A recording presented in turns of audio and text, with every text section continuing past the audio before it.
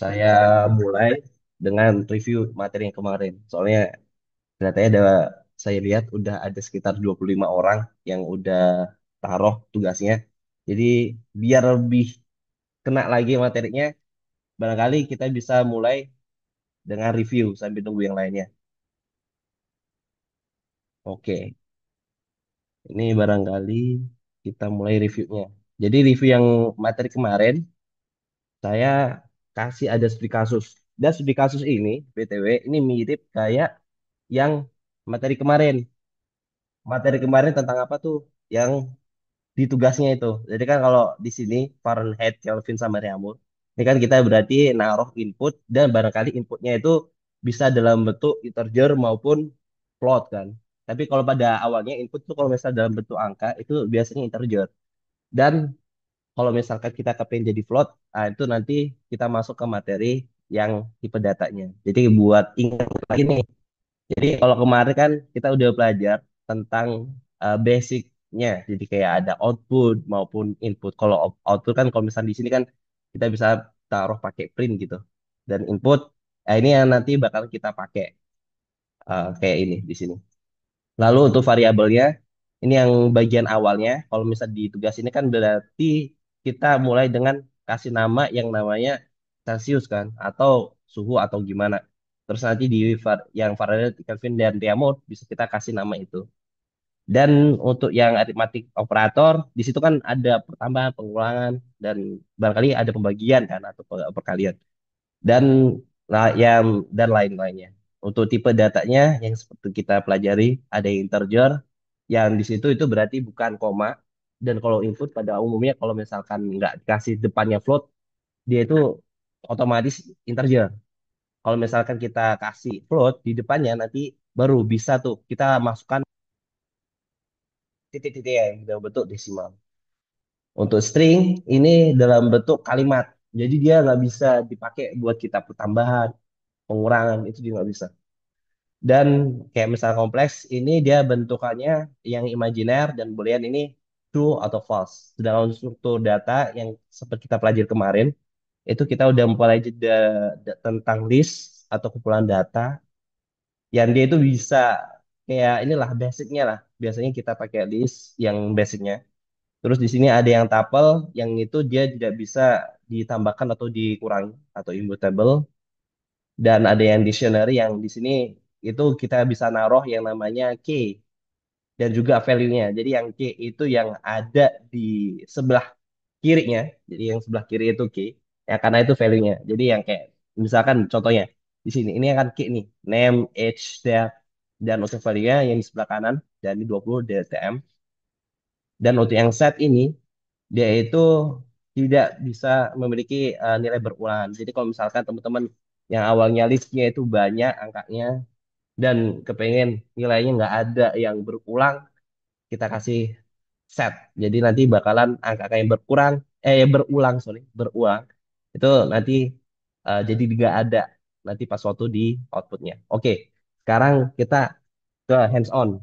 Contoh soal sambil nunggu yang lain nih. Ini saya lihat yang ada di sini baru 19. Kemarin kita lihat kan ada yang peserta kita sampai sekitar 20 ya, 20 atau 40 bahkan kemarin seingat saya ada yang 40. Jadi sambil nunggu nih, kira-kira 8 menitan ini kelihatannya bisa tambah banyak. Oke. Eh Sekarang studi kasus terkait nilai rata-rata UTS dan UAS.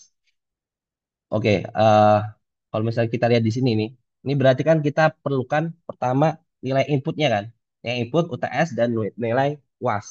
Nah, inputnya ini kita barangkali kita bisa kasih nama apa namanya variabelnya barangkali nilai UTS gitu. Nilai UTS underscore nilai UTS. Terus di sini kalau misalkan teman-teman lihat di sini AI di sini kan kasih integer kan. Nah, kalau misalkan kita accept atau tab lah di sini.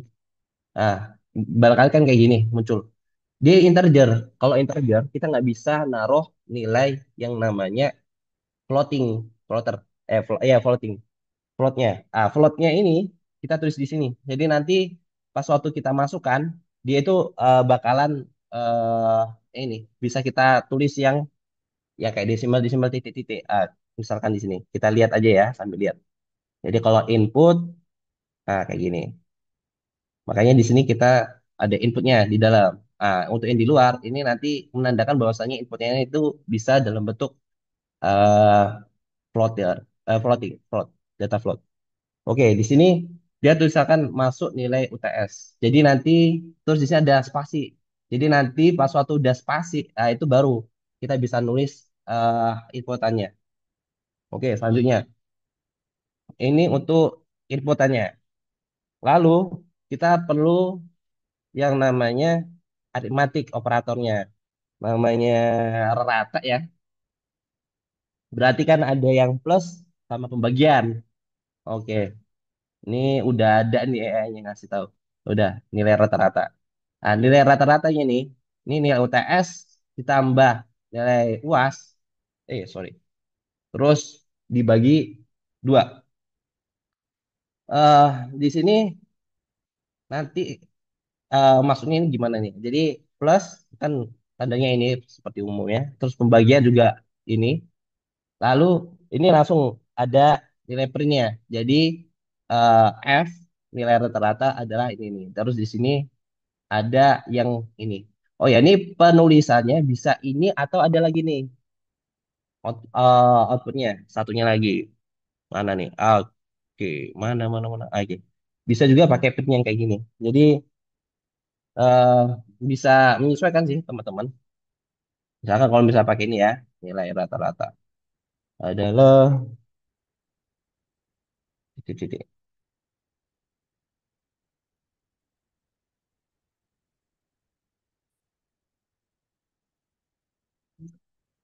Hmm, adalah titik format terus ini nilai rata-rata.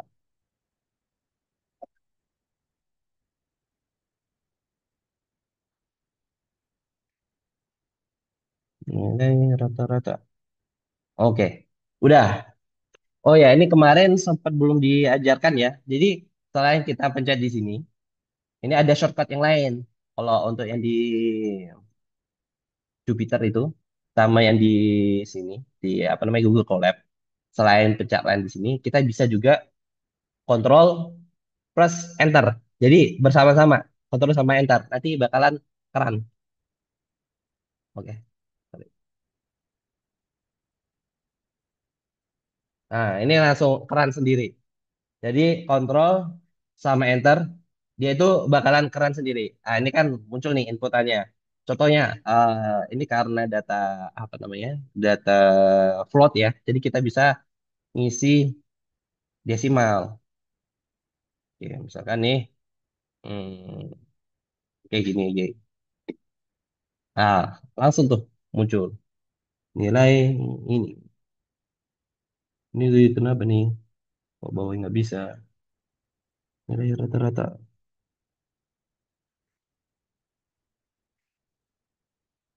Oh ya, astagfirullah.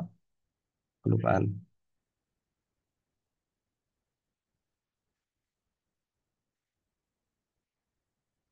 Apakah begini? Ini tanda tanya, terus ini untuk titik koma. Coba kita main lagi.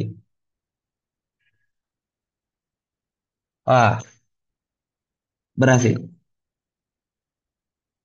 Seperti ini teman-teman. Ini untuk contoh soal. Jadi ini eh, untuk yang di bagian input, ini untuk outputnya ada dua bentukan, terserah kayak gimana.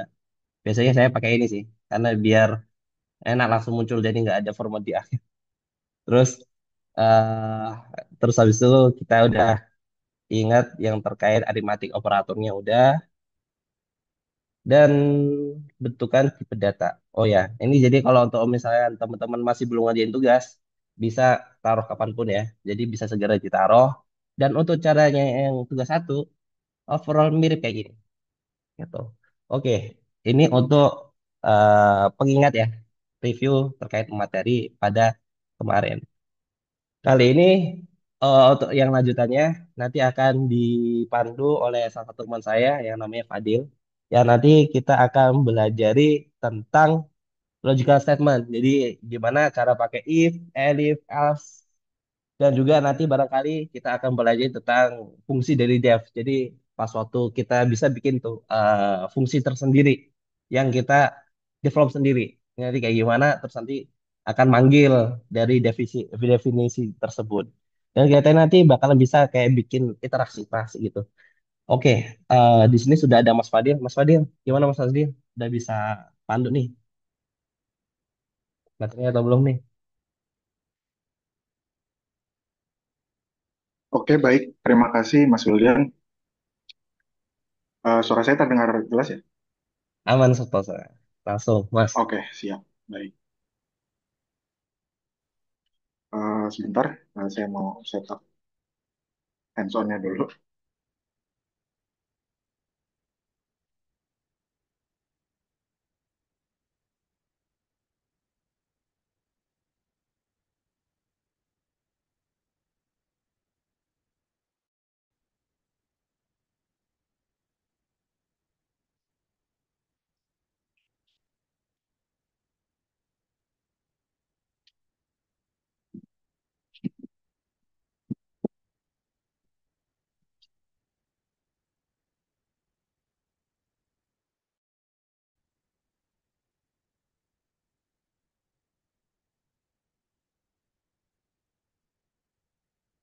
Apakah sudah terlihat share Sudah screen-nya? Mas Fadil, aman. Oke, siap.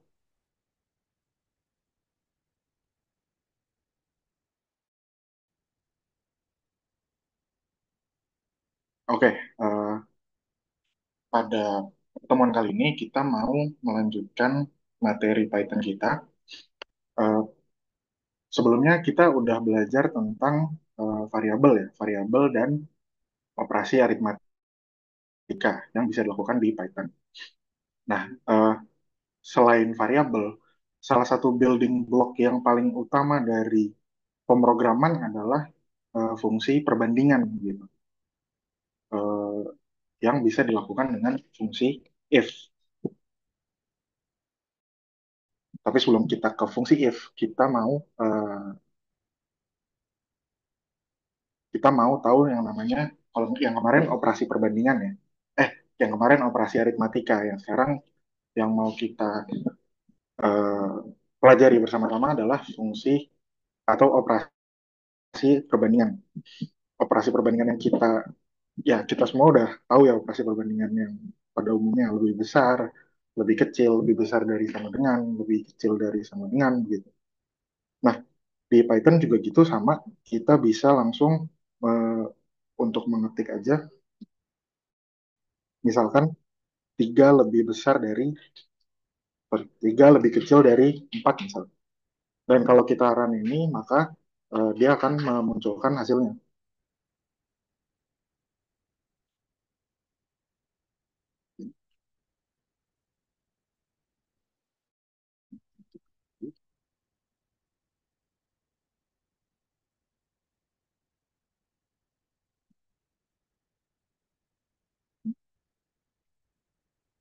Oke, nah di sini hasilnya true. Teman-teman di sini semua ingat ya, kemarin ada salah satu tipe data berupa boolean. Boolean di sini adalah suatu tipe data yang hanya bisa memiliki dua nilai, true atau false, satu atau kosong gitu.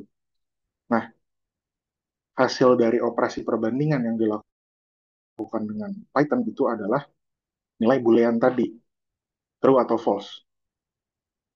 Jadi kalau di sini kita ganti 3 lebih besar daripada dengan 4, itu salah kan ya? Pertanyaannya, kalau ini dibaca sebagai suatu pernyataan, maka cara membacanya adalah 3 lebih besar daripada 4. Pernyataan itu salah, maka hasilnya juga akan salah atau false. Nah, itu dua contoh operasi perbandingan. 3 lebih kecil daripada 4, 3 lebih besar daripada 4. Sama juga dengan lebih besar dari atau lebih lebih kecil dari sama dengan. Kita hanya tinggal perlu menambahkan tanda sama dengan di sini. itu hasilnya akan uh, ya bisa dimengerti oleh Python gitu. 3 lebih besar dari sama dengan 4. Itu salah. Maka dia akan menghasilkan false. Kalau 3 lebih kecil daripada sama dengan 4, dia akan true. Begitu juga dengan 3 lebih kecil daripada sama dengan 3. Itu juga akan menghasilkan nilai true. Karena dia lebih kecil atau sama dengan 3 gitu kan. Nah, kalau kemarin kita udah bisa buat variabel gitu, misalnya variabel satu nilainya 3,14. Nah, sama dengan di sini kan untuk menyatakan bahwa saya punya satu nilai bernilai 3,14 dan nilai itu saya mau kasih nama var1. Nah, sama dengan ini adalah untuk pelabelan atau assignment di Python. Untuk coba kita print var1 ya. Oke, maka hasilnya akan seperti itu. Nah, tapi kalau kita mau uh, pakai tanda sama dengan itu di uh, kita mau pakai tanda sama dengan itu di uh, operasi perbandingan, maka tanda yang digunakan adalah sama dengan tapi ditulis dua kali. If var1 sama dengan 3,14, maka print benar gitu.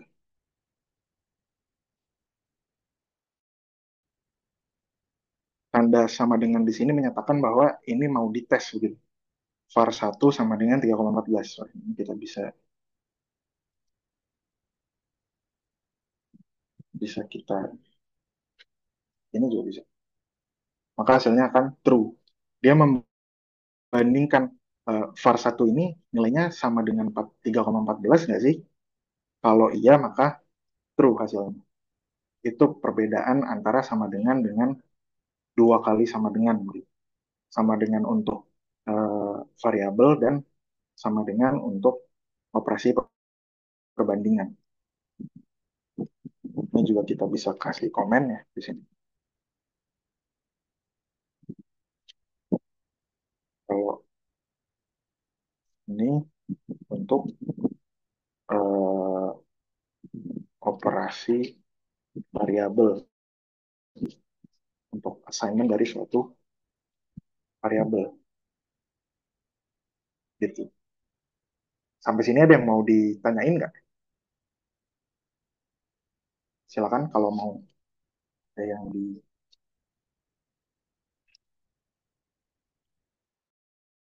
Oh sorry, Kalau dia satu lagi. tidak sama dengan itu gimana, Ya Mas Fadil? itu saya Berarti kurbani sama itu. dengannya Terima dua kasih juga tuh. Pak Mokhtar. Untuk tak tidak sama dengan itu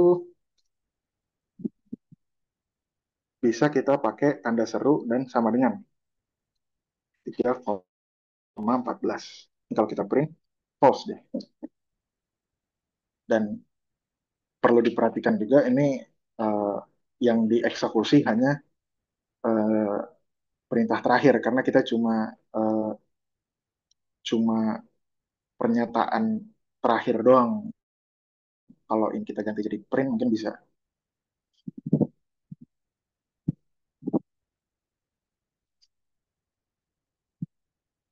true dan false. Ini untuk tidak sama dengan. Jadi sama dengannya tetap satu tapi dikasih tanda seru di sebelumnya. Itu kira-kira untuk operasi perbandingan. Nah, operasi perbandingan ini uh, bisa kita pakai kayak gimana sih gitu. Ya yang tadi ya kita udah lihat if satu sama dengan 3,14. Oh sorry, maka print benar gitu.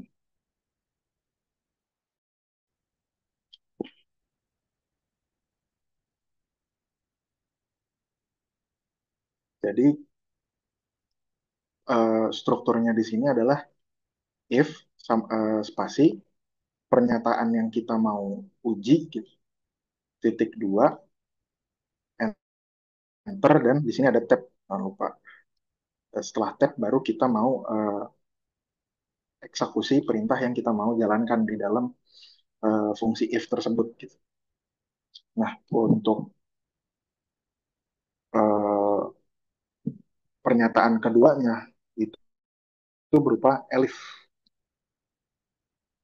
If elif var satu sama dengan, oh sorry, tidak sama dengan 3,14 sama print dan tab, print salah atau apapun ya, kita mau menjalankan perintah apa di dalam sini. Ini hanya contoh aja gitu. Maka benar gitu. Kalau var satunya kita ganti dengan 3,15,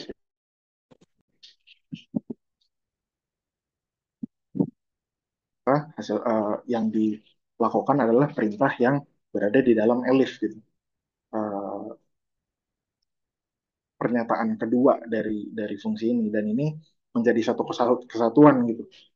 Eh, if bisa aja ada sendiri gitu, berdiri sendiri, tapi elif nggak bisa berdiri sendiri gitu, harus ditemani dengan fungsi if di sebelumnya, di baris sebelumnya.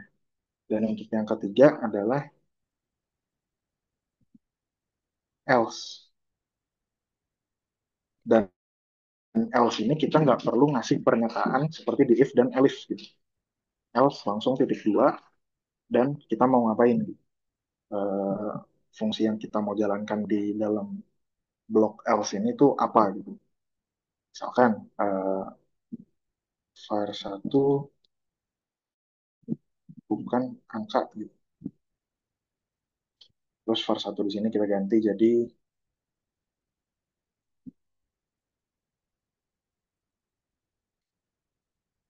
string.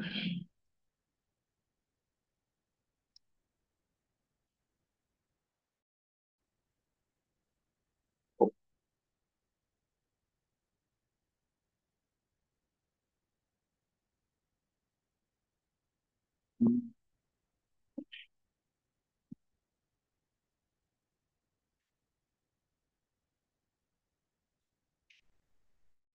harusnya nggak eksekusi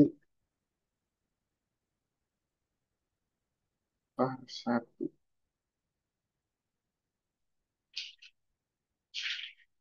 Ya, bukan itu sih. Harusnya gini. F dan L saja gitu. Var satu bukan angka karena yang tadi dia eksekusi adalah eh, var satu bukan 3,14 gitu angka. Tapi eh, jadi fungsi else-nya tidak dieksekusi karena fungsi if sudah benar gitu, sudah cocok.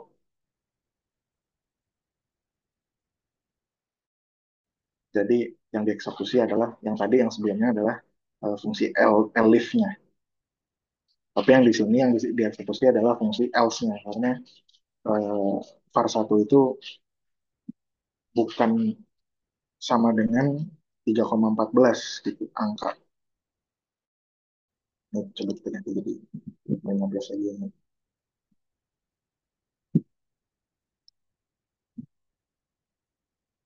Ya, var satu bukan angka.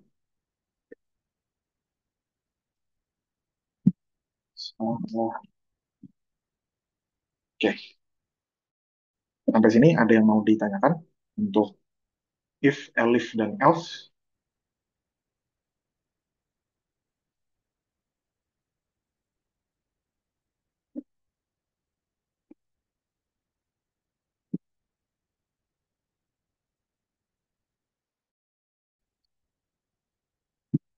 Oke, kita coba contoh yang lain ya. Akun. Misalkan tahun 1945. Kita mau bikin variabel yang bernilai, kita mau punya suatu nilai 1945 dan kita mau namain 1945 itu dengan nama variabel tahun. Dan if tahun,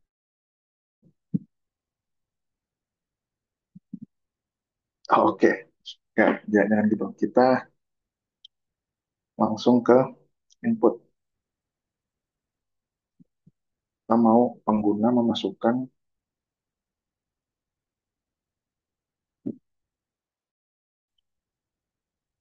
memasukkan suatu tahun gitu.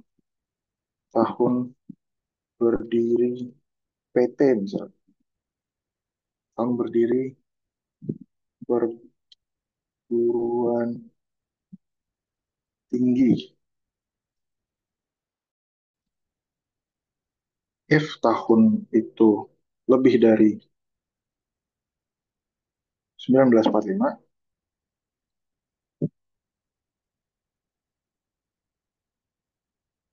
elif tahun kurang dari 1945, else. Nah, di sini kita bisa lihat sendiri ya, ada tiga kondisi yang bisa dipenuhi dari uh, if, elif, dan else gitu. Jika lebih dari suatu nilai tertentu, jika kurang dari suatu nilai tertentu, dan jika sama dengan suatu nilai tertentu gitu ya. Atau di sini kita bisa. Oh, dan elif itu bisa digunakan berkali-kali ya di satu struktur yang sama gitu.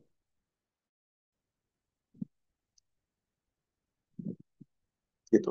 Mungkin uh, else ini untuk kondisi yang lainnya gitu. Coba ini kita isi ya. Kondisi-kondisi ini, if tahun lebih dari 1945, maka print berdiri setelah kemerdekaan Indonesia.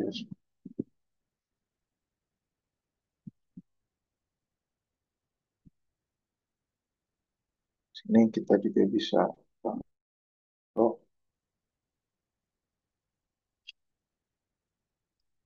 sebelum. Oh, di sini berarti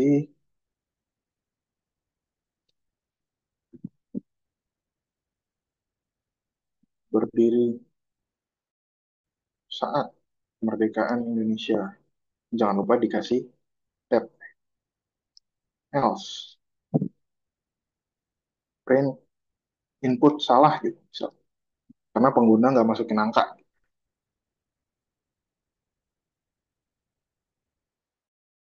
Dan perlu diingat kalau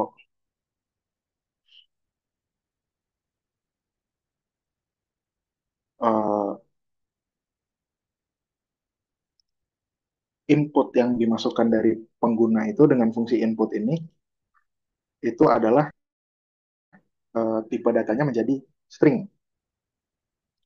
Jadi string ini harus kita convert menjadi int gitu ya.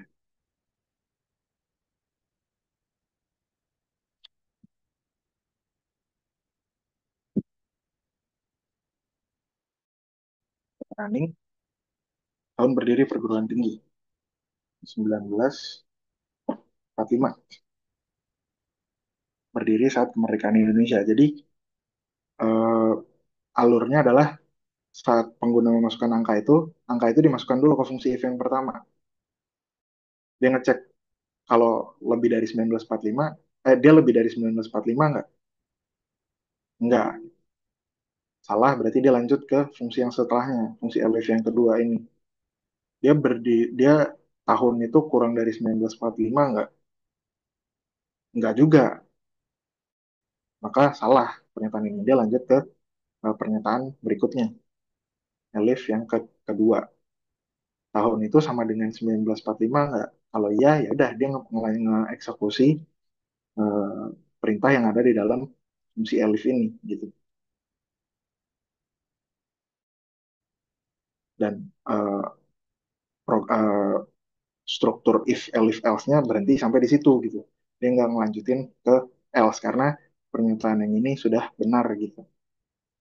Kalau ini kita ganti, misalkan sekarang lagi ya, 1960 berdiri setelah kemerdekaan Indonesia. 1920 berdiri sebelum kemerdekaan Indonesia.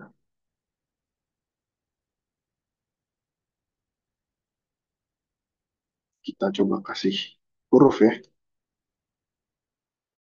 Oh, oke. Okay. Dia langsung nggak bisa ya, karena saat kita masukin dia huruf, dia langsung saat dia dicoba di-convert jadi integer, dia langsung bingung gitu. Ini kok penggunanya masukin huruf tapi mau di-convert ke integer, makanya dia langsung ngeluarin eh, pernyataan error gitu.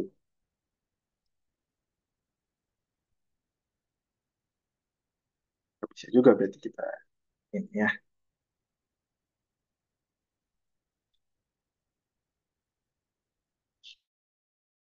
ya gitu kira-kira. Ada yang mau ditanyakan sampai di sini?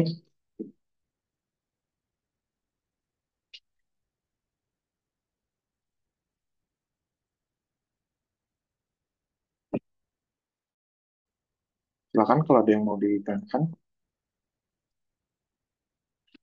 Oke, kalau belum kita lanjut ya. Nah, di fungsi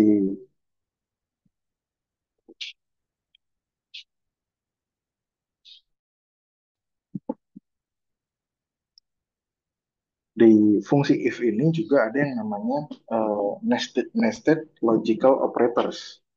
If di dalam if gitu. Ini bisa aja kita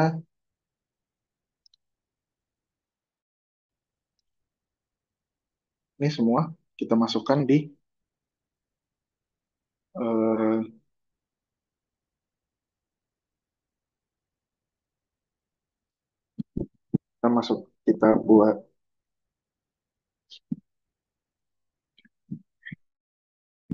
kita buat if tah.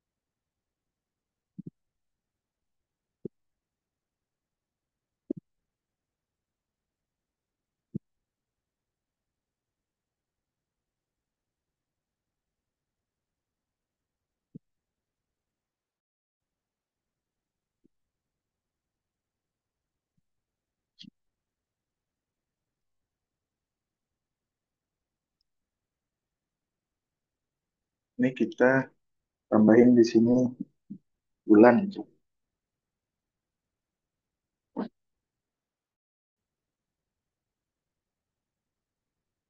bulan input masukkan bulan gitu ya.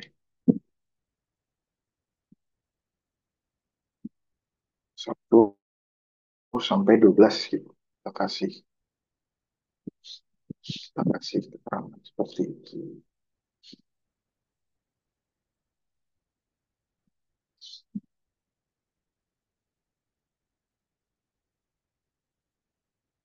Terus sama kita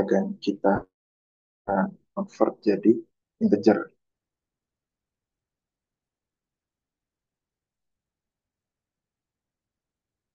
Oke. Nah, saat dia 1945, maka kita mau di sini ada fungsi if lagi. If bulan kurang dari 17, 8, 8 ya. 8. Bulan kurang dari 8, lebih dari 8 bulan.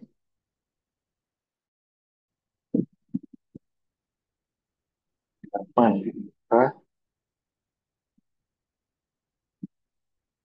if bulan kurang dari 8.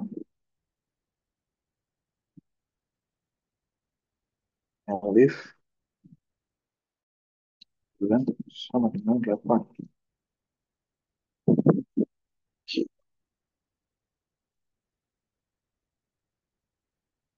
Bisa pendidikan Indonesia. Di sini kita masukkan pernyataan sebelum ini, masukkan pernyataan setelah.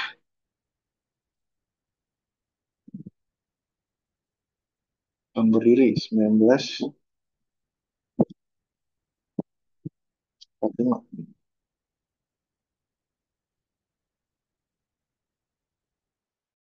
Bulan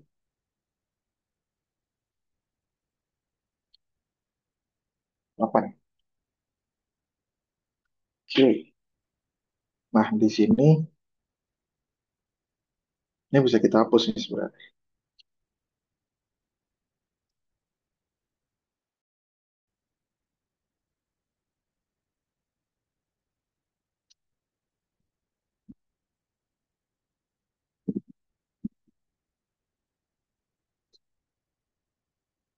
Nah, di sini ini adalah nested logical operators. Jadi ada if di dalam if gitu. Saat dia sama seperti tadi dicek satu-satu, pertanyaan pertama, pernyataan pertama salah dia. Pernyataan kedua juga salah, pernyataan ketiga betul, tapi dia masuk ke eh, struktur if yang kedua gitu. Dia ngetes lagi if bulan lebih dari 8 salah, dia lanjut ke pernyataan setelahnya. If bulan kurang dari 8 salah juga pernyataannya karena ini di sini kita masukkan input 8. Nah, dia lanjut ke pernyataan berikutnya. Elif bulan sama dengan 8. Maka dia ngeprint pernyataan yang ini. Dan struktur elif nested if-nya ini berhenti sampai di situ karena sudah ada satu pernyataan yang benar di dalam satu pernyataan yang benar.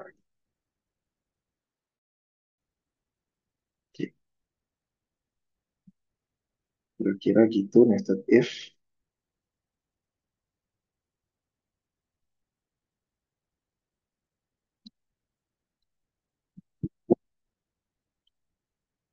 Dan ini bisa dilanjut ya. Misalkan bulan sama dengan 8, di sini kita bisa bikin lagi nested if yang baru. If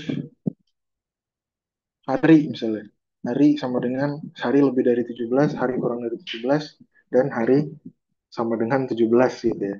Ini di sini kita bikin variabel baru lagi input. Itu bisa aja sebenarnya. Sampai nested if sampai berapa tingkat juga bisa gitu. Ini baru 2 tingkat gitu. Kira-kira sampai di sini ada yang mau ditanyakan? Fadil, Ya, kalau Pak itu kan Mokhtar. tadi masukin di awal, masukin tahun sama langsung bulannya ya. Kalau seandainya dia Ya, setelah betul. baca di tahunnya di bawah 1945 kan otomatis sudah sebelum kemerdekaannya. Itu masukin bulannya di mana tuh ya? Jadi dia nggak perlu ngisi bulan lagi gitu. Nah, kalau kalau misalkan di tahun Oh, 1945 baru ngisi bulan gitu. oke, Itu di mana ngisi bulannya? boleh. Nih, pindahin aja. Di sini.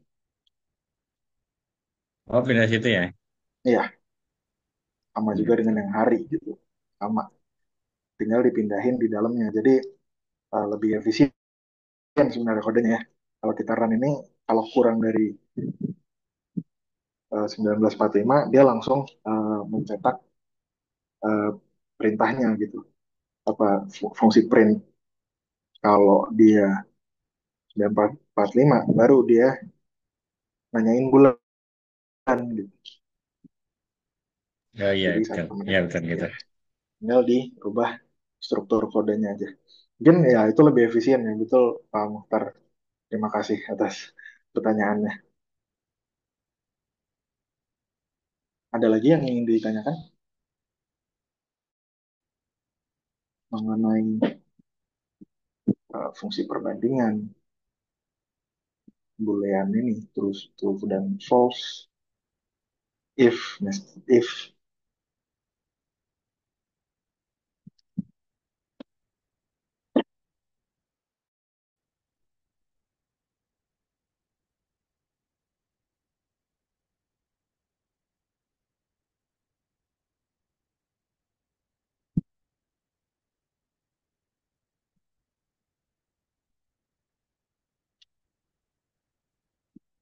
Oke, kita lanjut ke fungsi and dan or.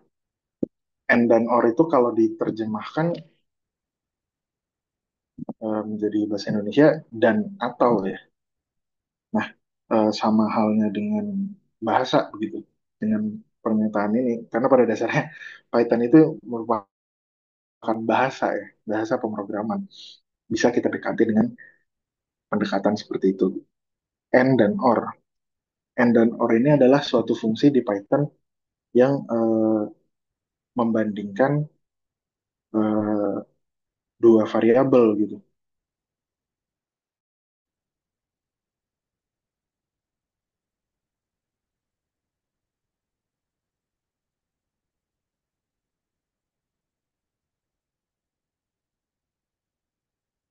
And dan or. Di sini kita coba ya, simpel aja. 3 kurang dari 5 and 3 kurang dari 10. True.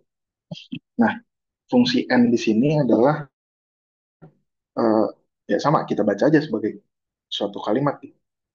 3 kurang dari 5 dan 3 kurang dari 10. Dua-duanya benar kan ya? Maka hasilnya adalah true. Tapi kalau salah satu aja kita ganti dengan 11 misalnya, maka hasilnya akan false. Karena salah satu pernyataannya adalah salah gitu. N itu akan true jika dua pernyataan itu, dua atau lebih ya sebenarnya bisa. Dua atau lebih pernyataan itu semuanya benar gitu.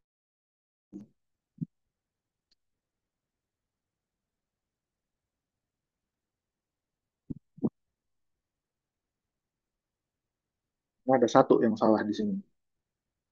Ya. Kalau kita ini kita ganti lagi jadi oh,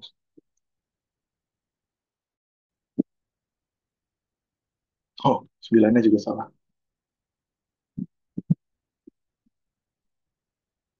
Maka dia akan true karena semua pernyataan di dalam N ini benar begitu. Ini benar, dan ini juga benar gitu. Maka hasilnya akan sama dengan boolean true. Nah,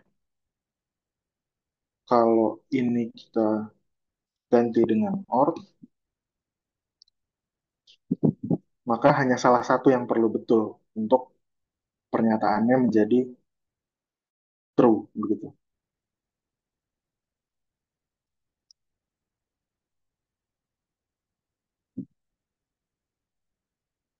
Misalkan ini kita ganti jadi or.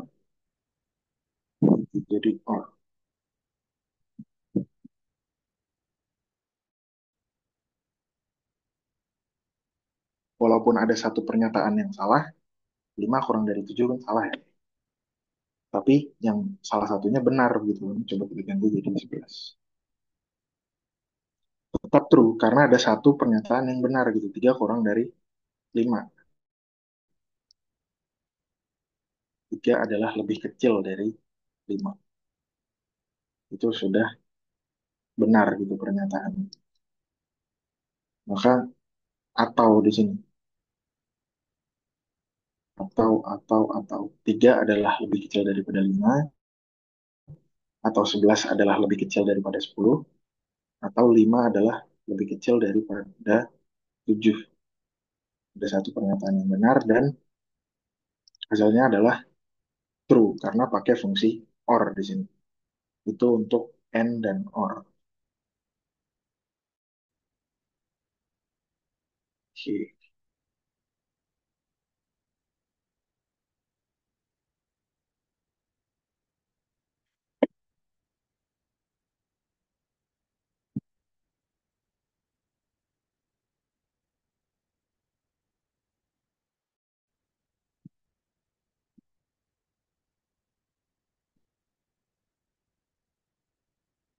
Sini saya mendefinisikan 4 dengan nama angka gitu, dengan nama variabel angka.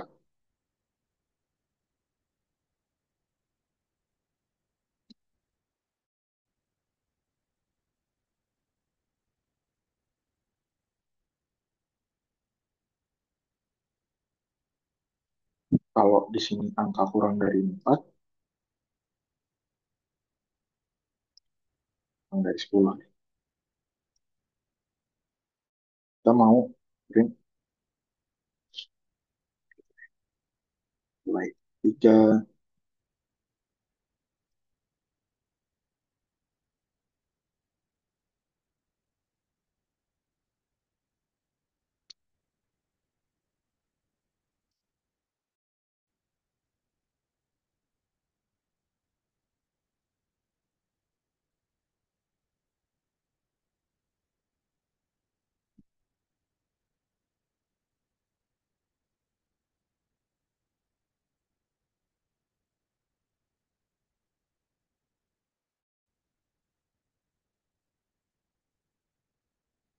Oke, ini masuk akal ya.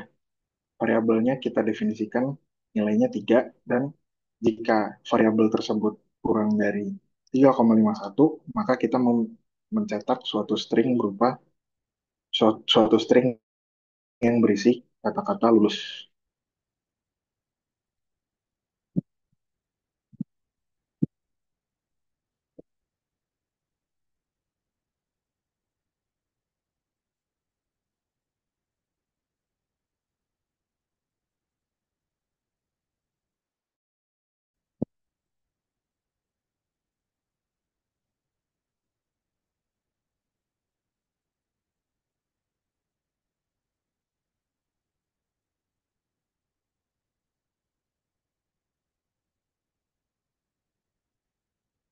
Ini coba kita ganti jadi 3,52.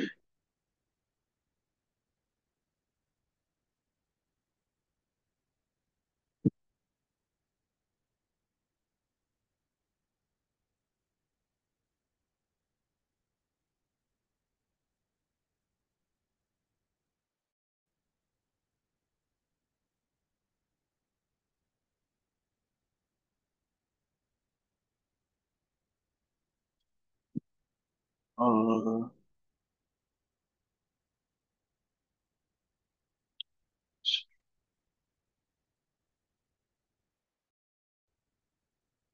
ya, itu salah satu contoh ya.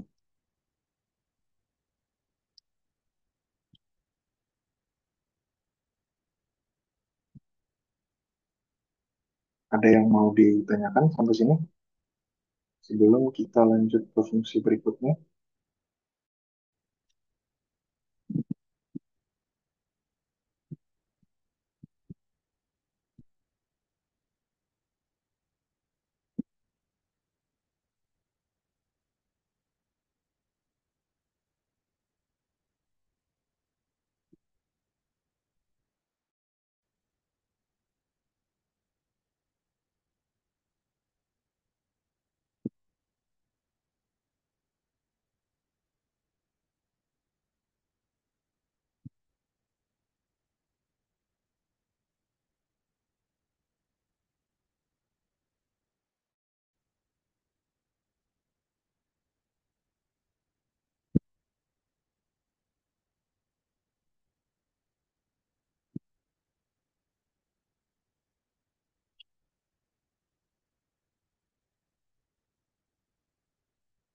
Nah, selanjutnya kita mau belajar yang namanya eh, fungsi in dan fungsi not in.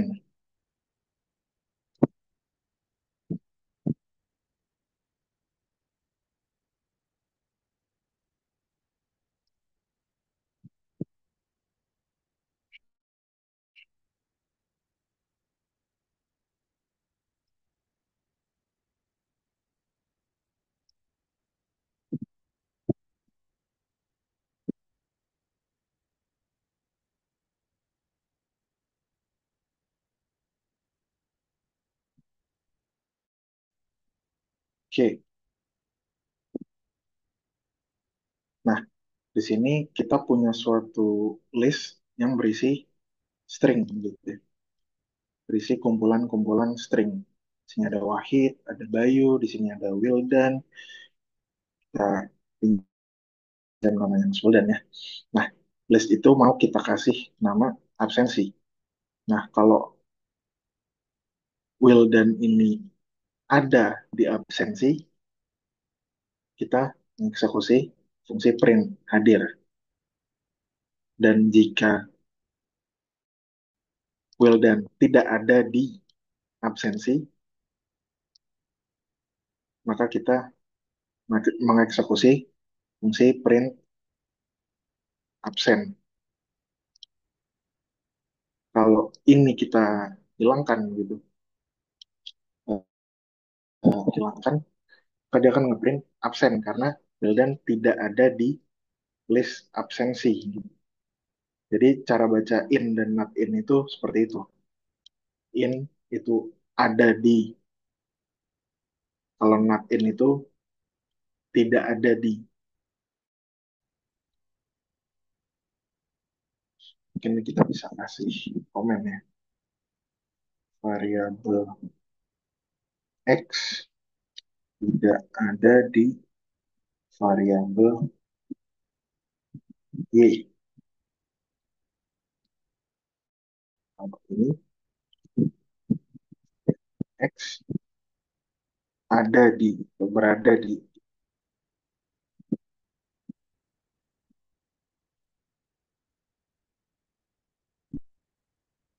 Kira-kira seperti itu untuk in dan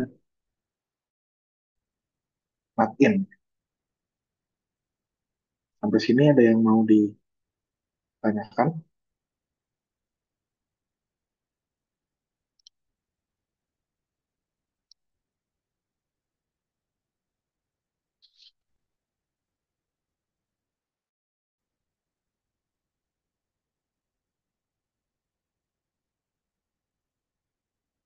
Nah, di sini ada latihan soal yang bisa teman-teman kerjakan secara mandiri begitu ya. Program untuk menghitung leading mass index. Ini bisa dengan fungsi if, elif, else ya. Baru saja kita pelajari.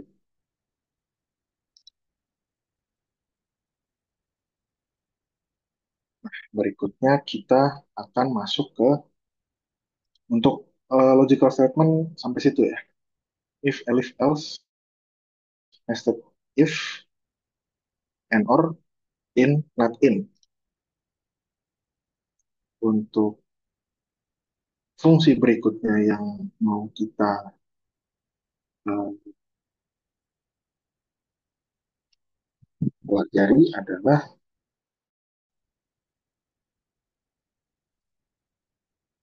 angka angka oh nggak gitu ya, angka 2. Sini kita punya list 1, 2, 3, 4, 5. Ada suatu fungsi bawaan, fungsi bawaan yang ada di Python. Itu adalah kita mau coba print minimal.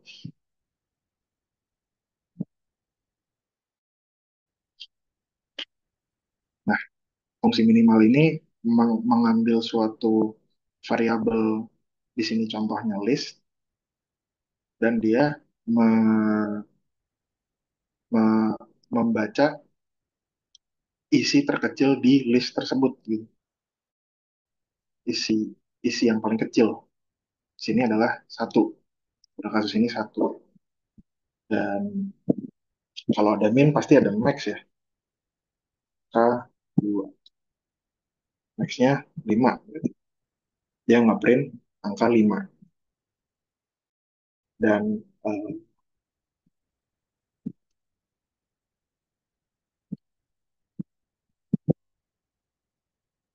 kedua,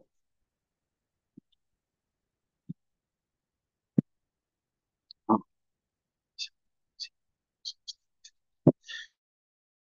di sini kita bisa tahu banyaknya suatu list gitu. Panjangnya ini ada berapa sih, isinya ada berapa sih, 5 gitu ya. Kalau kita tambahin satu lagi,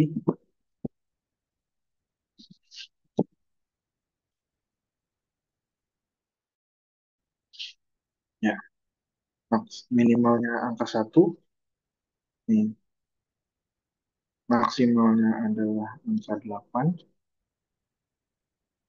dan panjangnya ini adalah isi apa, jumlah konten dari suatu list begitu. Ada 6, ada 6 nilai di dalam list tersebut. Tadi length, ini length.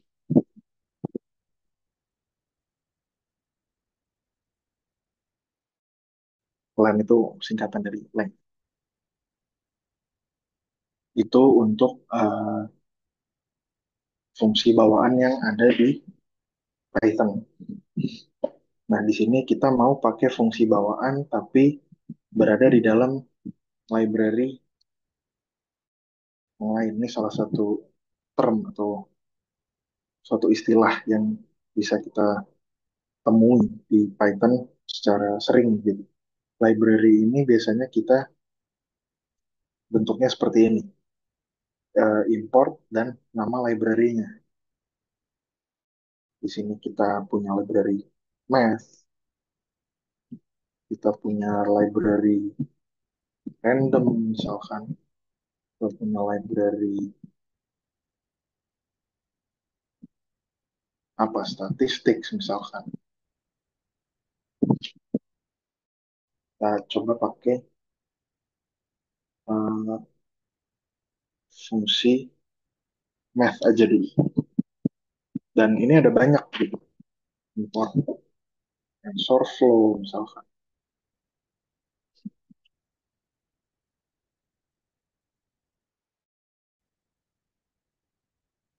Ya, ada ya di Google Colab ini, library-library ini bisa langsung diimport karena sudah terinstall di servernya Google. Oke, nah di library math ini ada apa aja sih gitu isinya? Itu bisa kita punya eksponen ya. Konstanta eksponen ini bisa kita panggil dengan variabel ini begitu. Math.xp dalam kurung satu, eksponen satu, eksponen pangkat pangkat satu gitu ya. Nah, math ini harus disertakan di sebelum fungsinya gitu. Jadi kalau math ini kita import sebagai M misalkan, ini kita ganti sebagai M, itu juga bisa.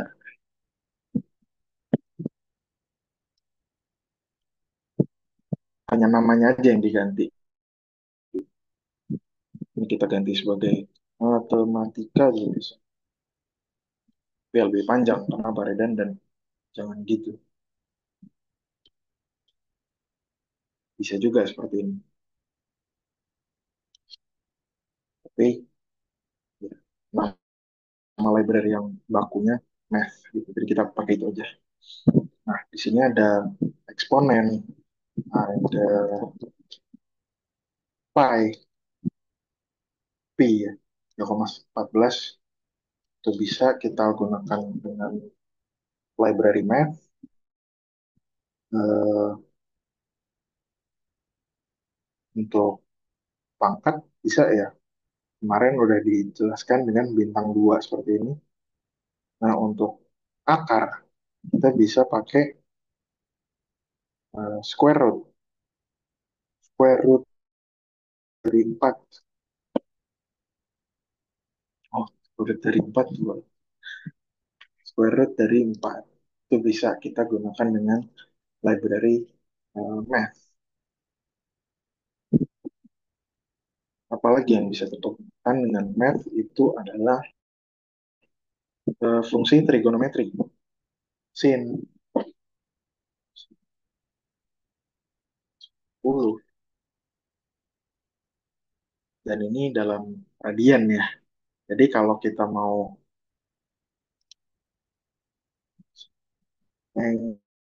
angle, angle 90, ini kita bisa pakai eh,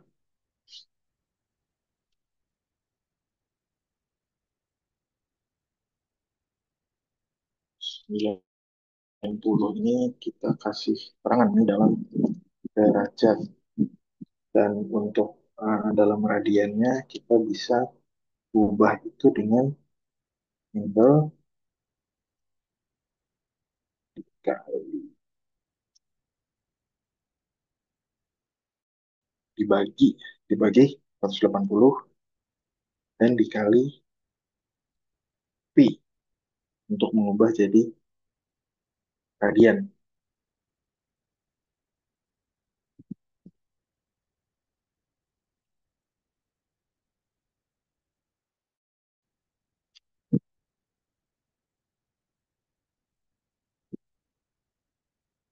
Di sini maka akan didapatkan. Oh ya, kalau mau ngeprint baris kosong tinggal print buka kurung tutup kurung aja biar kelihatan gitu yang mana yang beda. Dia akan ngeprint baris kosong seperti ini biar jelas. Ini sin 90 derajat satu, ini bisa kita, begitu juga dengan cos 90 derajat nol.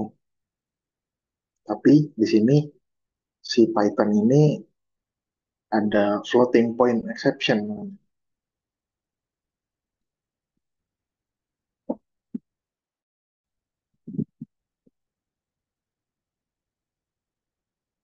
Jadi kadang nilai yang harusnya nol di sini ditulis eh, sebagai angka yang sangat kecil gitu. 0,00000006123 gitu.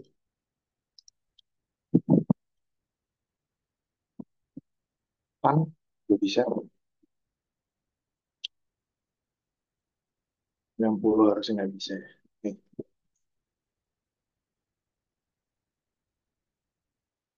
Sangat besar karena tan 90 itu eh, infinite ya kalau nggak salah. Nggak bisa didefinisikan gitu. Jadi dia akan ngehasilin angka yang sangat besar gitu di Python. Kalau kita ganti ini jadi 45, ya mungkin untuk aturan trigonometrinya bisa di review lagi ya sama teman-teman ini. eh, Hasil dari sinus, cosinus, dan tangensial dari 45 derajat. Hasil bisa dilakukan dengan library math ini. Tapi perlu diingat sebelum kita pakai math ini ya kita harus import dulu gitu. Kalau ini nggak kita import dulu, dia akan bingung gitu. Nih, tan nih apa gitu? Dari mana nih tan sin cos square root pi eksponen ini dari mana gitu? Karena belum diimport. Tapi kalau sudah diimport, dia akan ngerti gitu. Oh, fungsi-fungsi ini itu eh, asalnya dari library math. Selain itu juga bisa kita pakai fungsi log. Log satu kita tahu sendiri, ya, hasilnya nol, dan itu untuk base logaritma natural ya. Kalau nggak ada angka lain. Tapi kalau mau logaritma dengan basis tertentu gitu, kita kasih koma di sini. Misalkan 81 koma, ya,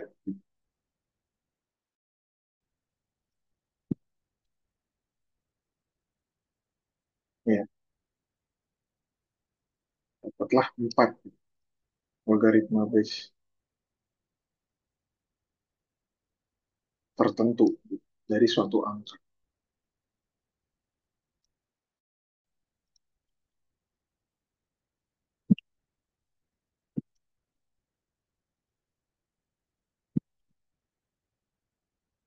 Sorry, ini base 4 berarti. Ya, mungkin bisa di notasi matematika. Tapi penggunaan logaritmanya seperti ini di Python. Eksponen pi square root sin costan log. Ya, kira-kira itu dari library math. Ini salah satu library bawaan yang eh, sudah ada di Python. Jadi setelah install Python pasti ada library ini gitu di Python. Tidak perlu diinstal eh, tambahan untuk teman-teman yang pakai bahasa di komputer masing-masing kita pakai Google Chrome. Oke, selanjutnya kita mau ini kan library atau fungsi yang ada di dalam Python gitu ya. Nah, kita di sini mau belajar tentang user defined function.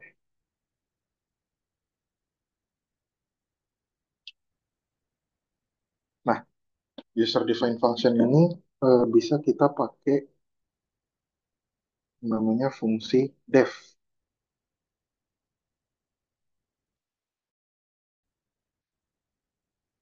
Def ini punya suatu nama dan bisa memiliki argumen atau enggak. Bentar kita belajar sama-sama argumen itu apa. Kalau fungsi def-nya hanya seperti ini, maka ini adalah void function atau eh, fungsi yang tidak memiliki hasil, tapi dari tanda kutip gitu ya. Misalkan di sini kita print hello world.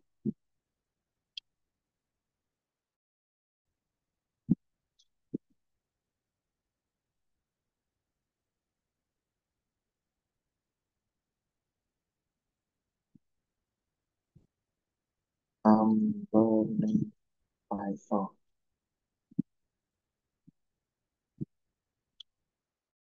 Kalau kita buat fungsi ini, kok nggak ada apa-apa gitu ya? Karena fungsi ini belum kita panggil gitu di dalam program kita. Kita baru mendefinisikan doang gitu.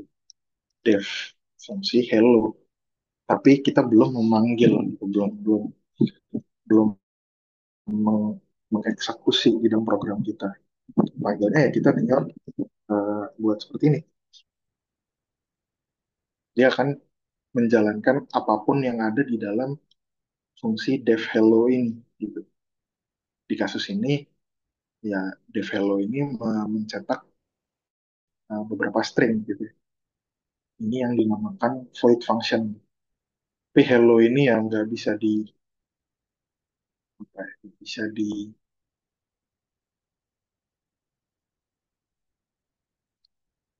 nggak bisa dioperasikan istilahnya gitu. Karena dia void function, dia nggak ada nggak ada isinya gitu.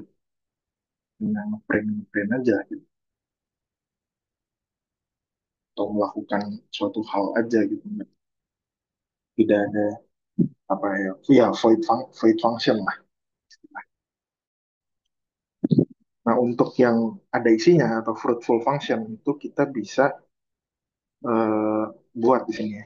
Pertambahan A dan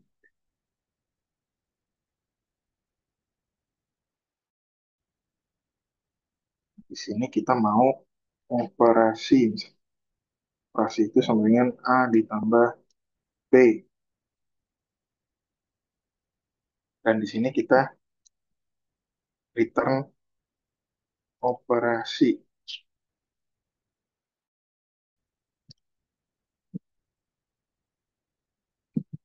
Terus bisa kita panggil di sini pertambahan itu tambah satu. Hasilnya dua. Karena di sini kita masukin variabel A berupa satu, variabel B berupa satu.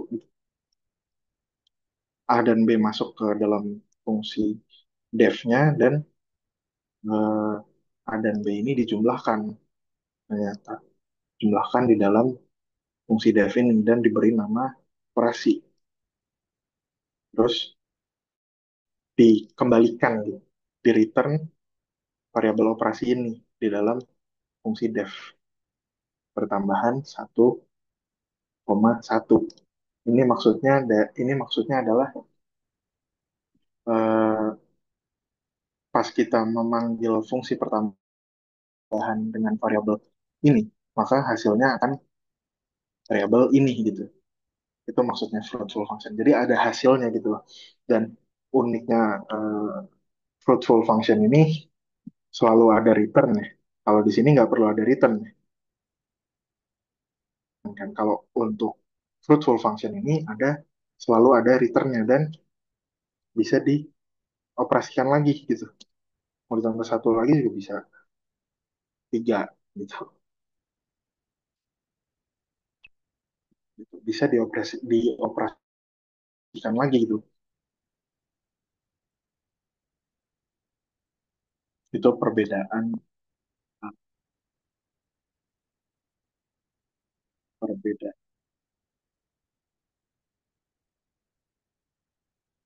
void function dan fruitful function. Tapi intinya itu selalu pakai def dan fruitful function ada fungsi returnnya. Di sini ada yang mau ditanyakan? Silakan. Nah, Bapak Ibu dan kan kalau ada yang mau ditanyakan,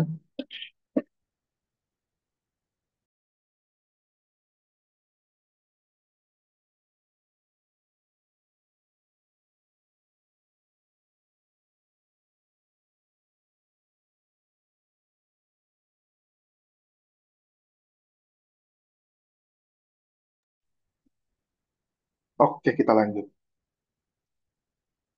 Nah, di sini A dan B ini adalah argumen dari eh, fungsi def ini gitu. Jadi kalau kita masukin satu aja nggak bisa, karena dia mintanya dua. Gitu. Kita mendefinisikan eh, apa fungsi yang kita definisikan sendiri ini dengan dua variabel gitu. Kalau kita masukin satu aja, ya dia bingung gitu. Missing one required positional argument. B, dia ngasih tahu bahkan argumennya apa ya. Jadi di, harus dilengkapi semua argumennya gitu. But, di sini coba kita mau ngitung luas lingkaran. Fungsinya namanya luas underscore lingkaran. Sama seperti if tadi ya, enter dan tab. Ini menandakan bahwa oh baris ini nih ada di dalam def. Oh baris ini juga di dalam def. Di spasi nggak apa-apa, tapi harus di tab. Nah, kalau ini udah bukan fungsi def lagi, tapi udah kode lain lagi. Def luas lingkaran. Hasil kita mau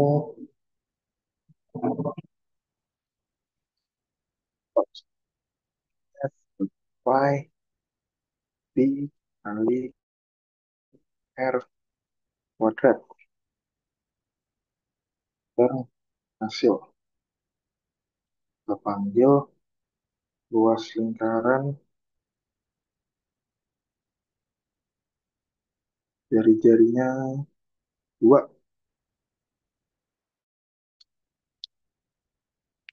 Maka dia kan ya, hasilnya luas lingkarannya 12,5 sekian sekian sekian. Dia memasukkan argumen berupa variabel R ini sama dengan 2 yang kita masukkan, 2-nya dipangkatkan 2 dikali dengan pi, dan satu pernyataan ini di-assign ke variabel hasil, dan hasil itu dikembalikan. Beberapa cara baca baris di Python tuh emang agak sedikit ini ya, agak sedikit membingungkan karena dari kiri ke kanan gitu. Operasinya dulu dibaca, terus di dibaca variabelnya apa, terus variabelnya ini mau diapain, kira-kira gitu. Nah, di sini kita mau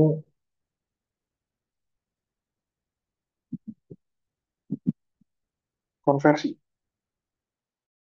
seperti tugas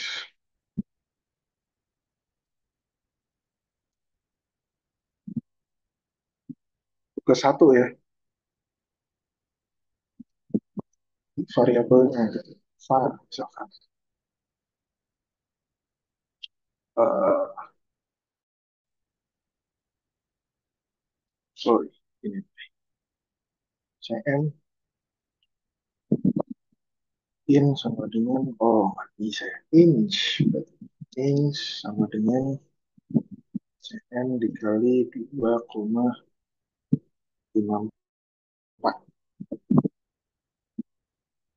Ya, 1 inch tuh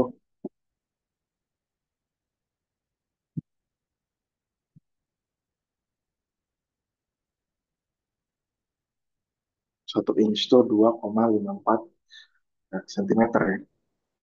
Dan kita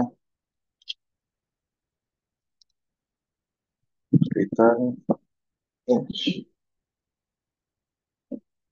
Di sini kita mau coba eh, konversi konversi cm to in. Satu 1 sentimeter tuh 0,393 sekian sekian sekian inch. Itu juga bisa. Nah, di sini eh, kenapa dev ini sangat berguna gitu ya di Python, karena dev ini bisa di dimasukkan ke dalam dev lain gitu.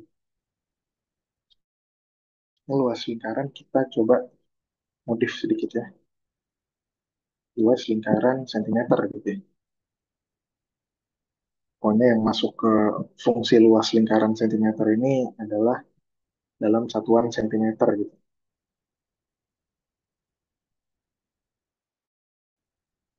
Luas lingkaran cm.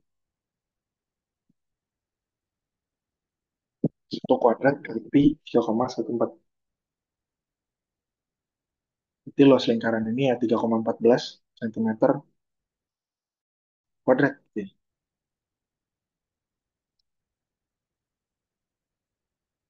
Kalau kita edit di sini dikit, kita tambahkan konversi. sama dengan false.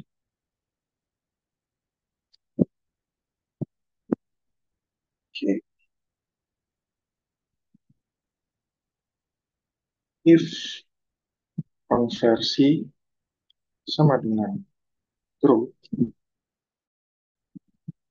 maka hasil ini kita.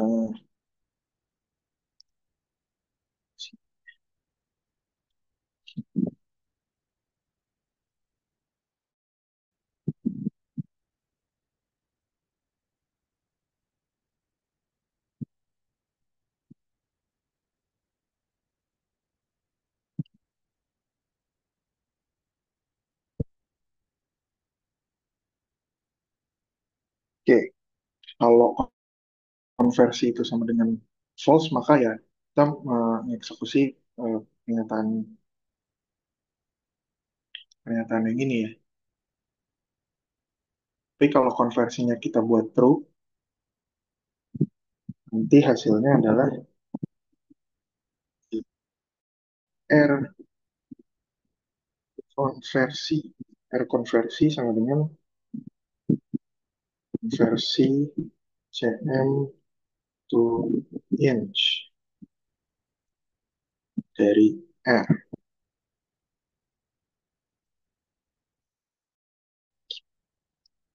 Ini kita ganti dengan R konversi.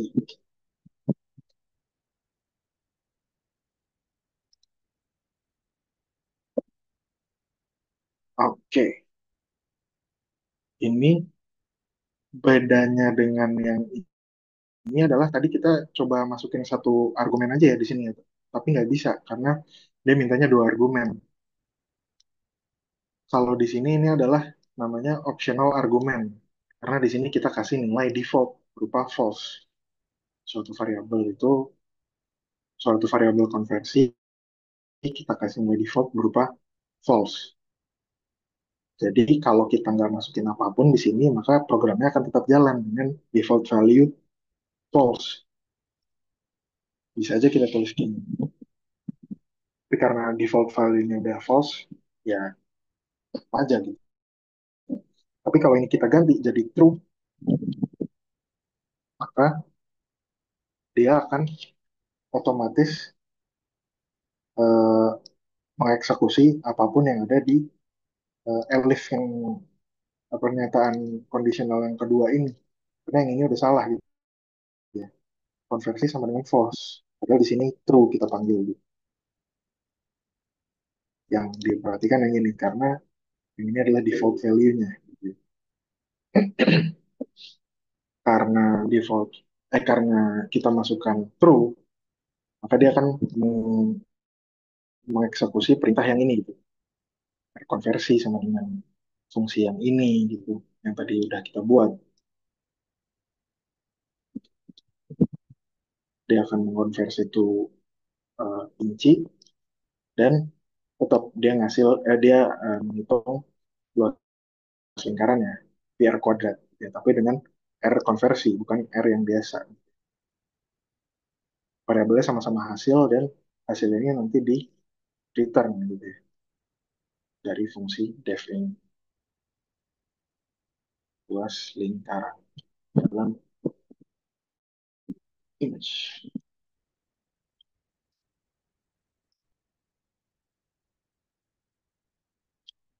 Kira-kira begitu.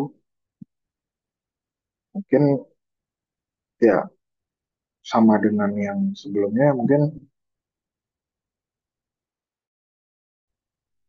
luas lingkaran ini tadi bisa kita jadiin volume gitu misalnya.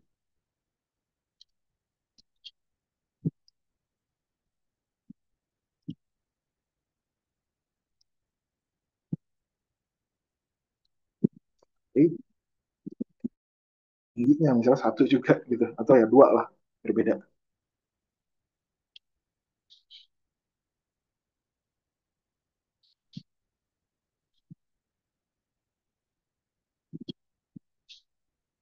Ya bisa dioperasikan gitu fungsi defnya karena ini fruitful function gitu.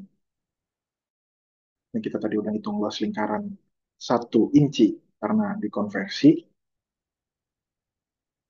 dan fungsi tadi kita pakai lagi, luas lingkarannya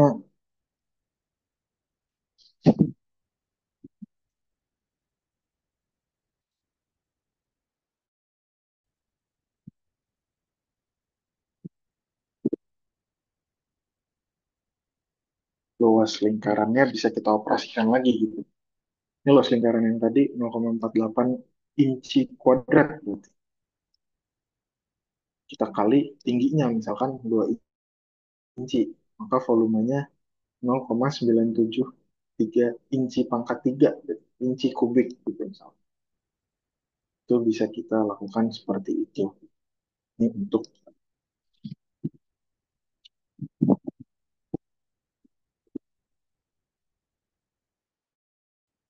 optional argument.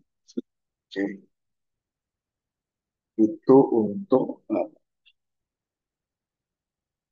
optional argument.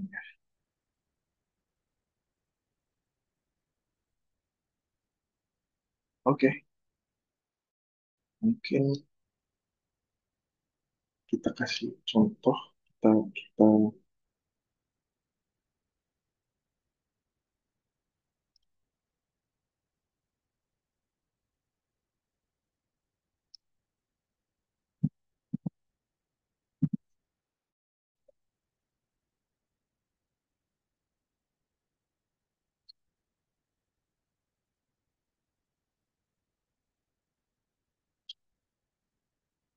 ada yang mau ditanyakan sebelum kita lanjut ke contohnya mungkin Tadil, dari saya masih bingung ya. yang tadi dengan fungsi false sama true-nya di definisi def gelas lingkaran ini.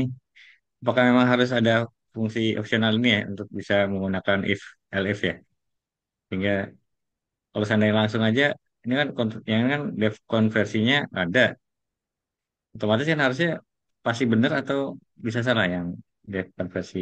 Gimana Pak Mukhtar? Yang ini kan saya masih bingung untuk penggunaan fast and true-nya, ya kan? Oke, Ini kan harusnya kan untuk konversinya kan harusnya nilainya nggak mungkin salah ya karena di rumusnya ini ya. Nah, ini penggunaan fast and true-nya ya apakah memang digunakan untuk menggunakan if dan elif ini atau bisa langsung def ini dimasukin ke dalam nya konversi ini tanpa menggunakan opsional. harus pakai Bentar, optional maksudnya sebenarnya sih Kak. oh harus ya harus pakai opsionalnya. Kalau kita mau pakai, kalau kita mau punya fitur ini gitu ya, ada fitur konversinya gitu. Kalau tadi di awal kan kita nggak perlu pakai ini ya, nggak perlu pakai. Ya, maksudnya untuk menghitung luas lingkaran ini yang sekalian mengkonversi itu, apakah dia perlu dimasukkan nilai fast and true-nya ini? Ini kan masukin fast kalau konversinya fast dia pakai hasil ini kan. Kalau true dia pakai yang bawahnya kan. Kalau seandainya Ya, langsung true nggak bisa ya? kalau langsung true bisa, Nggak bisa ya? kita ganti aja hanya jadi true gitu, misalkan. Gitu maksudnya ya, atau gimana?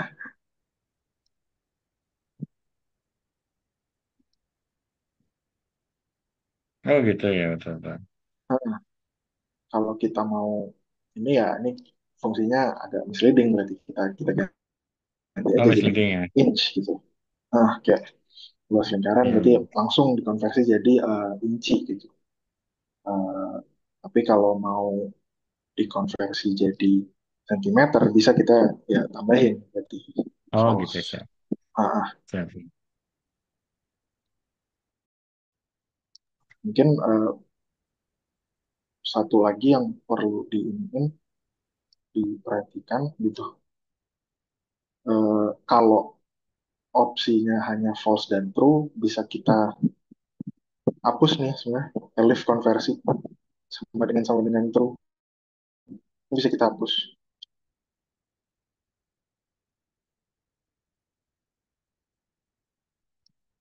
Dan ini hanya salah satu bentuk aja sih, salah satu bentuk penulisan aja sih. Ini bisa dihapus, ini bisa, sorry, ini kita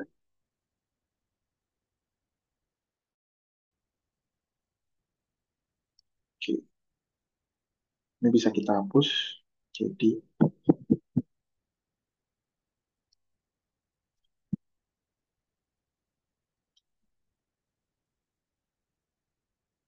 sama aja hasilnya, tapi penulisannya yang berbeda. Tapi cara bacanya sama.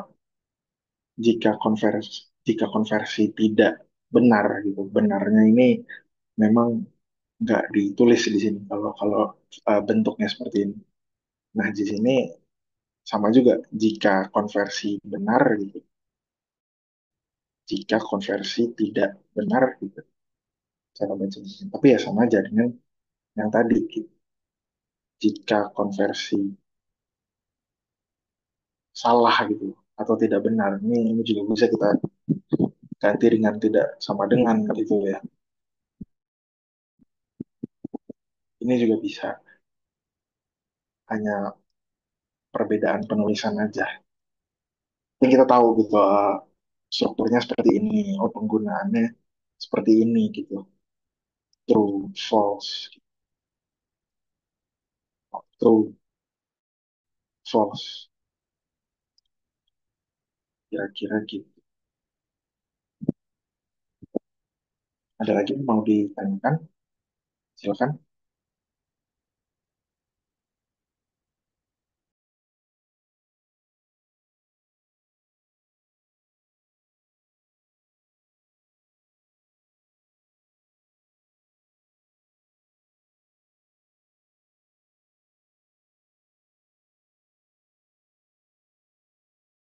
Apa saja. Ya, Bapak Muhammad Arwan, gimana?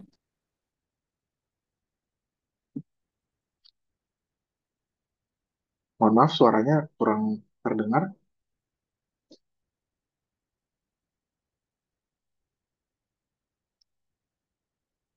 Biasanya yang berangkat ke Depok atau di UPDR. 14 sampai 18 ya?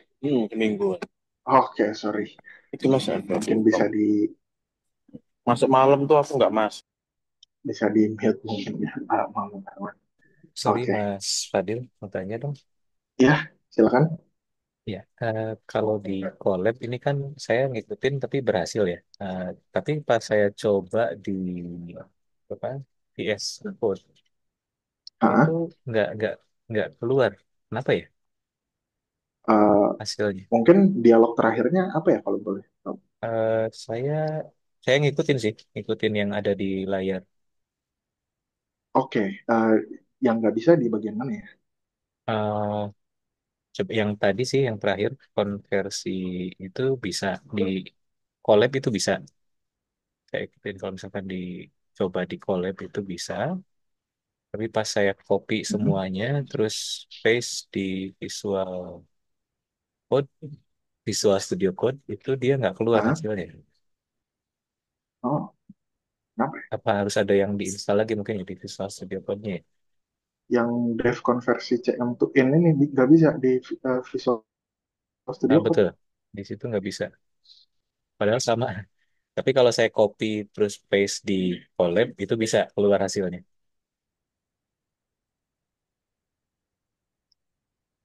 Masih buka VS Code-nya nggak, Mas? Masih, masih. Mau share screen? Boleh, boleh. Kayak share screen ya. Boleh? Oke. Eh, silakan.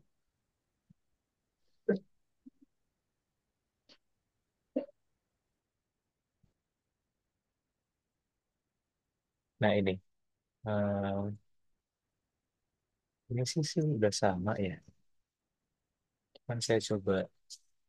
Nah, pas di run dia nggak keluar. Oke, nama fungsinya Mas mungkin ini di di, di sini dia bilang maksudnya bukan luas lingkaran inch ya, karena di sini definisinya luas lingkaran inch ya, Ini ya, gini ya, di ininya ya, di harusnya diganti jadi luas lingkaran inch mungkin inch di itu sini. Ya bebas mau yang mana yang mau diganti gitu, kayak disamain gitu. Luas lingkaran inch, luas lingkaran inch atau sentimeter gitu bebas. Iya, coba kita coba lagi.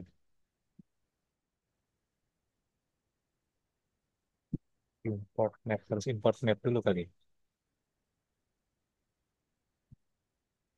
Iya, harus import math dulu. Oh, oke. Ya, Di ya. sini dia juga ngasih tahu sih di Python itu. Oke. Math-nya nggak terdefinisi gitu. Did you forget? Wah, VS Code mau dikasih tahu ya. Oh, iya, iya, iya. Pantesan. Oke, Oke, oke. oke. Ya, thank you, thank you. Oke, oke, gitu. Nah,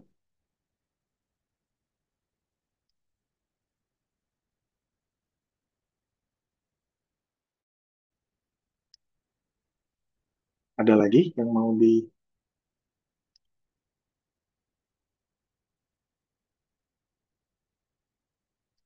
mau ditanyakan mungkin, atau silakan kalau ada yang kesulitan dengan platformnya masing-masing gitu ya. Entah di VS Code, Jupyter Notebook, atau di Google Colab mungkin ada yang mau di-share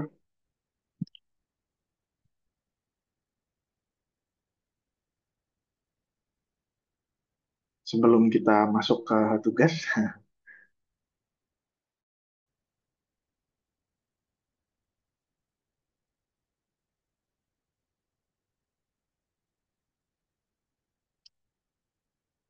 Dan materi itu semua bisa dilihat di notebook ya. Notebook yang ada di Google Drive. IPython notebooknya ada di sini. IPYNB.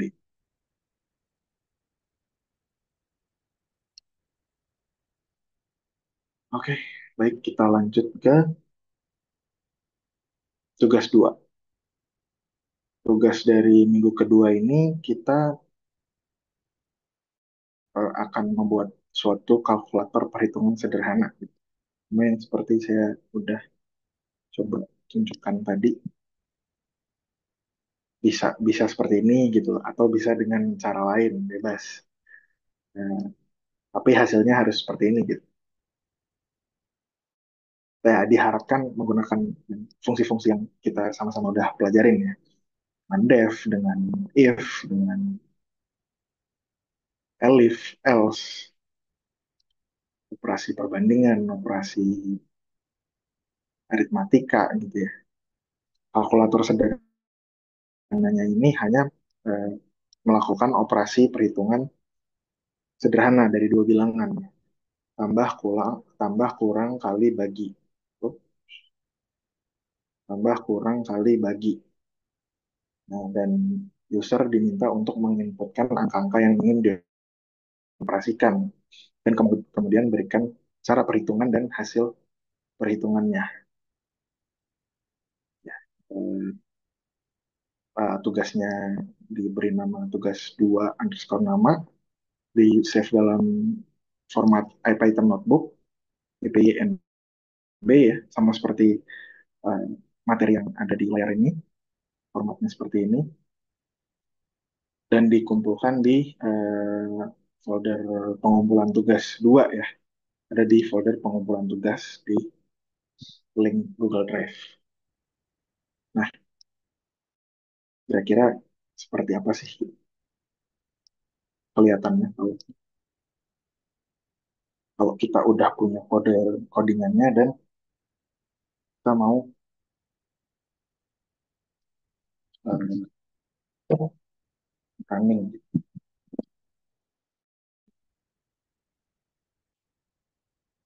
Kira-kira seperti ini gitu tampilannya.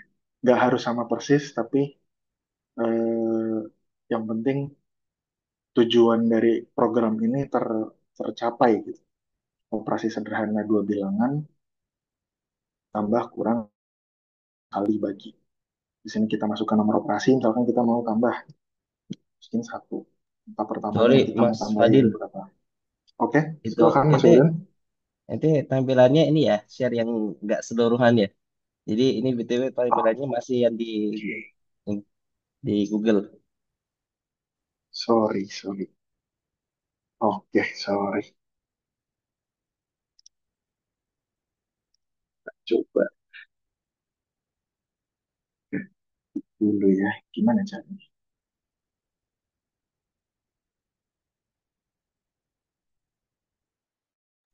Di Hmm. ini Mas, di end shot terus habis itu ente pencet Oh, lagi harus gitu. harus di share ya. Iya, baru masuk lagi. Kalau gini, Alhamdulillah, udah selesai. oke, baik.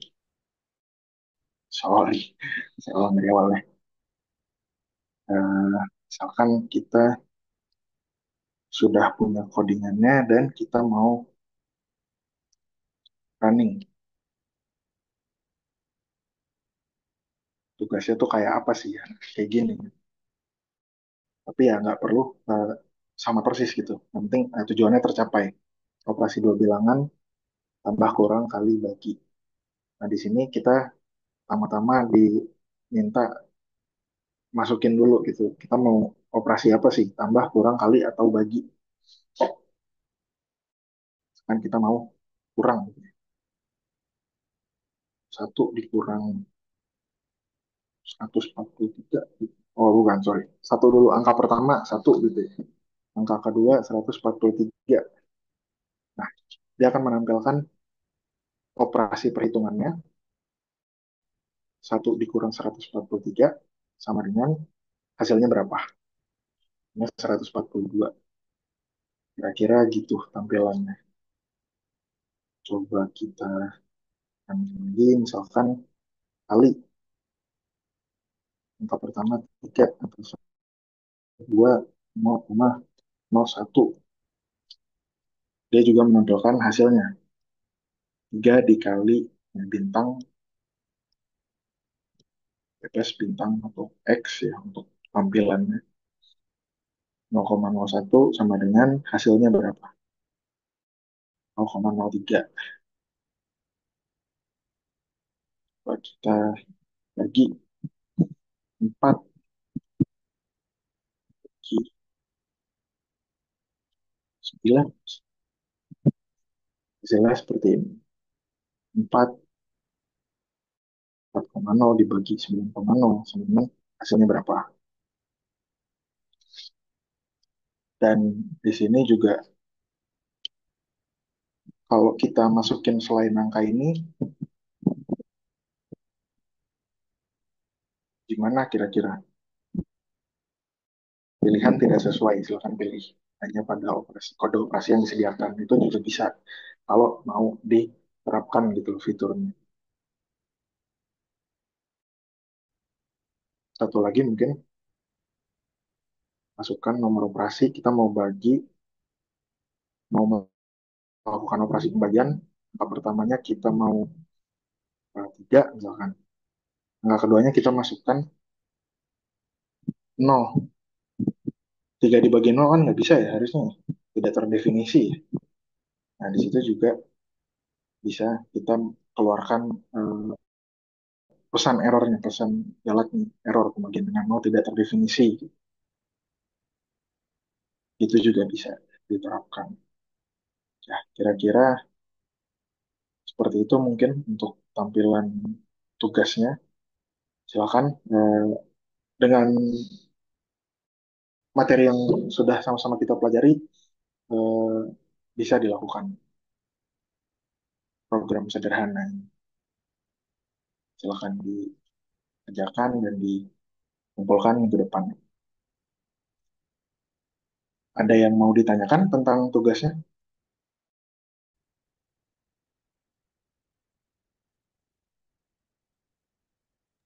Barangkali cara tampil kayak gini gimana Mas? Cara tampil kayak gini. Ini pakai comment prompt ya untuk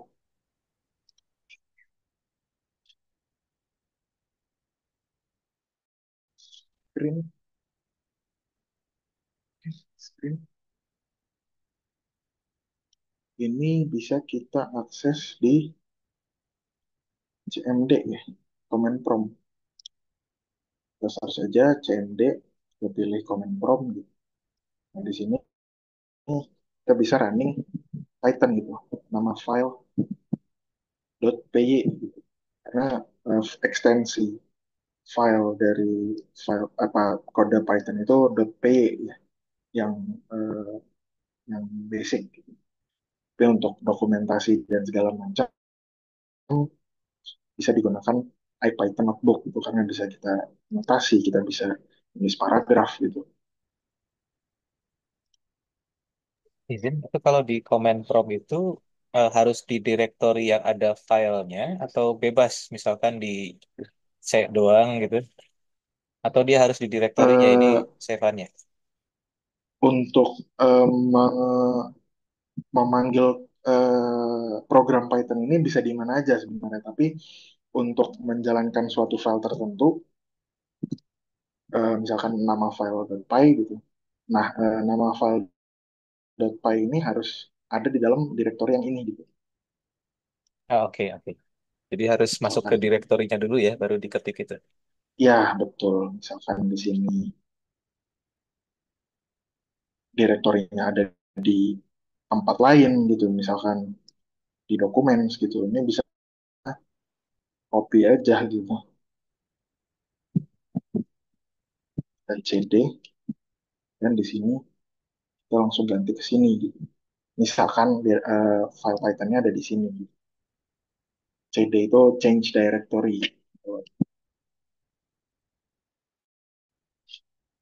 Di command prompt. Ganti folder sebenarnya. Oh, ganti folder dong ke sini gitu. Ke directory yang ini. Dia akan ngeganti. Baru kita Python file .py misalkan. Oke, terima kasih. Ya,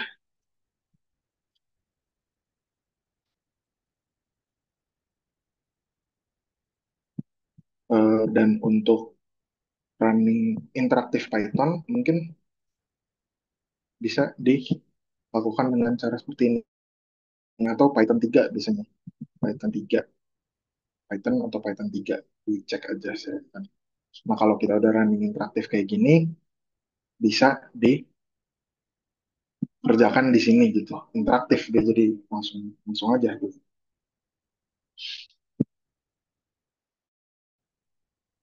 Kira-kira gitu untuk ya, sedikit lah tentang command prompt.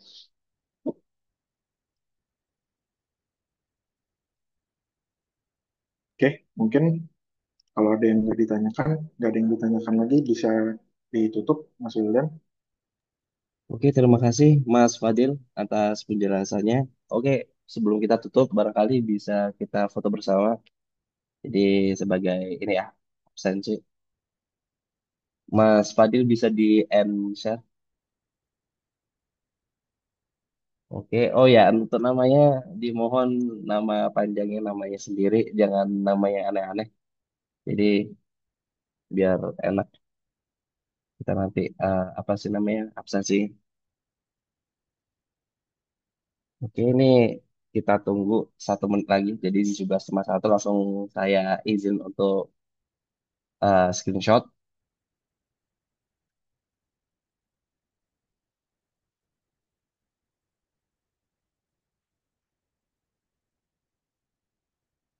Oke, yang di slide pertama udah on cam semuanya. Yang slide pertama saya screenshot. 1, 2, 3.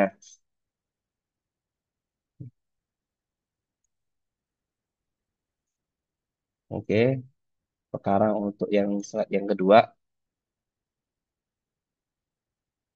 1, 2, 3.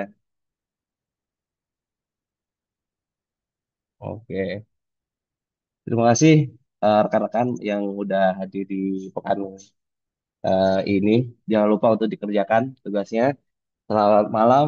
Wassalamualaikum warahmatullahi wabarakatuh. Salam sehat semuanya. Waalaikumsalam Waalaikumsalam warahmatullahi warahmatullahi wabarakatuh. wabarakatuh. Terima Makasih, kasih. makasih. Izin Terima leave. kasih. Saya izin untuk end.